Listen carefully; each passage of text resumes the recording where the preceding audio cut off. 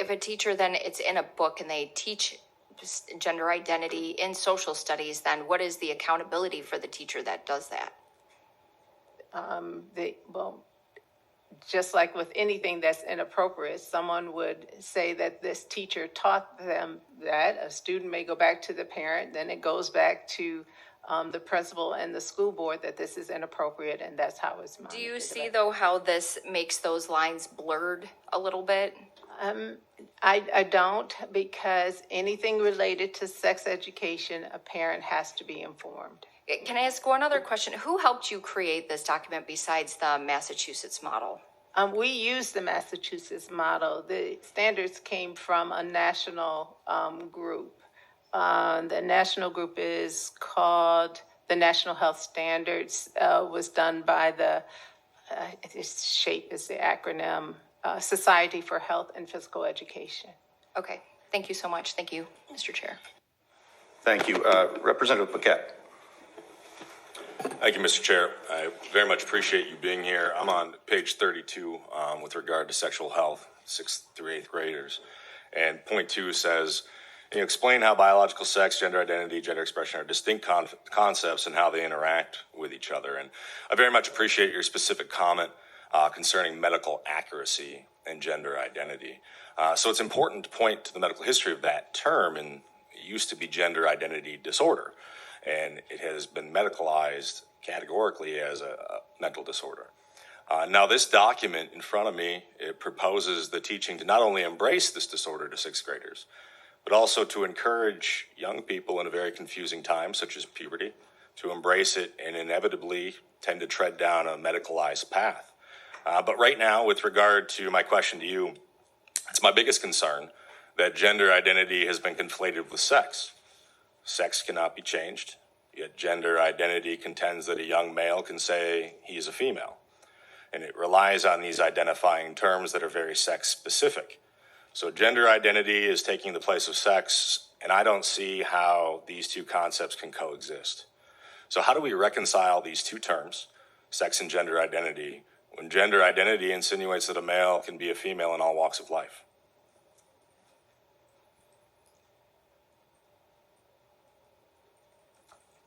There is also research that shows that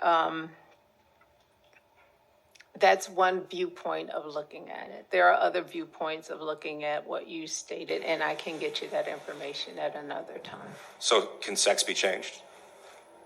There are people who have their identity, their sexual identity changed. So I will be here and tell you that sex cannot be changed. And that is 100% truth. And we need to teach that to young people because that's what love does. You tell people the truth and you don't mislead them down a path that is untrue. Thank you, Mr. Chair. Thank you. It's clear that you have taken a position that that other viewpoint is what you believe. So therefore that is in our documentation before us. I wish I had that much power overall, but I don't. Excuse me. The document confirms the viewpoint that you just said. There are other views. The document confirms that, correct? You pointed to me. Does the document confirm that there are other views based on what your position was? You argued back. You said there are other views. This document aligns with those other views. That part is correct. Correct. So therefore, yourself, your board, by presenting this, have taken a position of acceptance of the other view. Is that correct? No. No. Just there are a lot of views. This document is for those who have that view. If those who have a different view want to take something else from this document, they can. I see. Representative Cara. Thank you, Mr. Chair, and thank you, Dr. Carnell, for being here today. You mentioned earlier that the department is required to follow state law, namely regarding gender identity and expression, like you just discussed with Representative Paquette here. My question is, if a male with XY chromosomes mutilates a body part and pretends to be a female does that make him a female?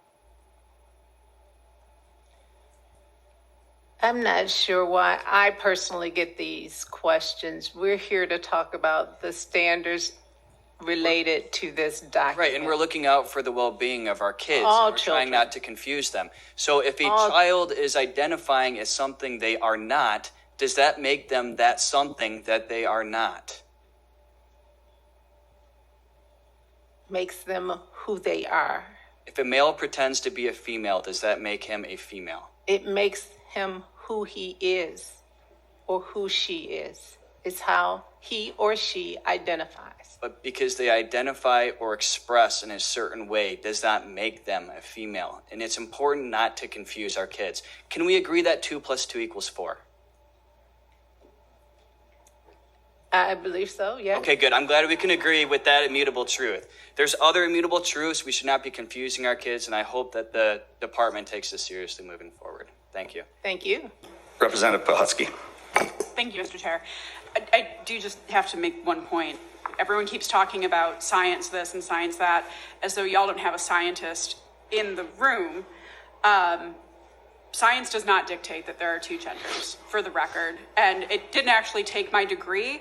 I learned that from my high school science curriculum. Actually, since we're talking about curriculum, what I did not learn in my Catholic school was anything about sexual orientation or gender identity. It turns out not hearing about it in my health class, though, didn't make me any less queer, and it didn't make me any less queer in any of the other classes I went to where queer kids were bullied. So thank you very much for being here, Doctor. My question is, we've heard a lot about folks who are not happy about the framework, but I know during public comment, everyone was available to comment. Did you hear supportive comments? And if so, what were they? Absolutely. We heard a lot of support from parents of transgender children or relatives, people in their family, to say, stay with the standards, stick the course, we support the standards. Thank you very much. Representative Regas. Thank you, Mr. Chair. Thank you, Dr. Carnell, for being here today. So you'd mentioned several times about the Massachusetts standards and how that was, did you say that was successful? That was kind of the model here? I said that the Massachusetts standards were used because they were closer aligned to the national standards, and they were also closer aligned to our original standards of 2007, the current ones. Okay, and Mr. Chair, just indulge me just for a second, I'm sorry. So I have pulled up here some information, 6 on the school calendar, and this is Massachusetts, Bisexual Awareness Day, Coming Out Day, Asexual Awareness Week, Intersex Awareness Day, Trans Awareness Month, Transgender Awareness Week, Pansexual Pride Day, International Transgender Day of Visibility, Lesbian Day of Visibility, International Day Against Homophobia, which I would actually agree with that one. But Aromantic Awareness Week, I just had to look that up because I'm not educated on what aromantic means. But do you think that this would reflect like what the people in Michigan would want as a whole? Or do you think that the parents of Michigan are actually more concerned in bringing back the commitment to reading, writing, and arithmetic with actual sex education, teaching about anatomy and abstinence and these communicable diseases? Or are we going to continue to sidetrack on these areas and almost obsess about this stuff because it almost feels like there's been an obsession to interject sexuality and perversion into not only this curriculum and standards, but into, you want to make sure that all subjects have the ability to teach that. My question is, do you feel that that's actually appropriate?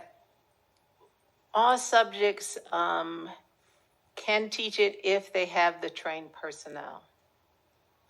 I will disagree with you right now.